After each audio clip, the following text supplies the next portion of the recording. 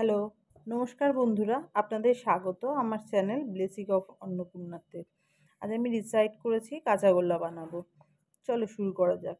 গ্যাসটা জ্বালিয়ে নিয়ে কড়াইটা গ্যাসে চাপালাম। এবার ওতে দুধটা দিয়ে জাল দিয়ে তাতে একটু ভিনেগার ও জলের মিশ্রণটা ঢেলে ছানাটা কাটিয়ে নিলাম। এবার ছানাটা ছেঁকে নিয়ে ভালো করে জল দিয়ে ধুয়ে জলটা ঝরিয়ে নিলাম। জলটা ঝরে যাওয়ার পর ছানাটা একটি পাত্রে নিয়ে একটু গুঁড়িয়ে নিয়ে মেখে একটি দলা করে নিলাম। দলা পাকানো ছানাটাকে দুটি ভাগ করে নিলাম এবং একটি পার্ট কড়াইতে দিয়ে তাতে ঘি ও কনডেন্স মিল্ক দিয়ে হালকা নেড়ে নিলাম। এবার একটু চিনি দিয়ে আর একটু এলাচের গুঁড়ো দিয়ে হালকা আঁচে ছানাটা নেড়ে নিলাম।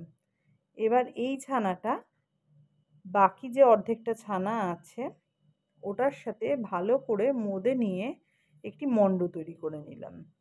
আচ্ছা বন্ধুরা, তোমরা কি জানো এই কাঁচাগোল্লা প্রথম উৎপন্ন হয়েছিল আজ থেকে ২৫০ বছর আগে বাংলাদেশের নাটোরে মিষ্টান্নকার মধুসূদন দাসের হাত ধরে। আর এই মিষ্টি জনপ্রিয়তা পায় রানী ভবানীর কাছ থেকে। আচ্ছা যাই হোক, চলো ওই মণ্ডটা থেকে কয়েকটা ভাগ করে নিলাম আর প্রত্যেকটি ভাগকে ভালো করে হাতে গোল পাকিয়ে নিলাম। এবার এই পাকিয়ে নেওয়া গোলটাকে একটু গুঁড়ো দুধের মধ্যে কোটিং করে নিয়েছি আর তার ওপর থেকে একটু দুধে ভিজিয়ে রাখা কেশর দিয়ে দিয়েছি। কাঁচাগোল্লা রেডি। এবার একটু গোলাপের পাপড়ি দিয়ে গার্নিশ করে নিলাম। একটু কেটে মুখে দিচ্ছি।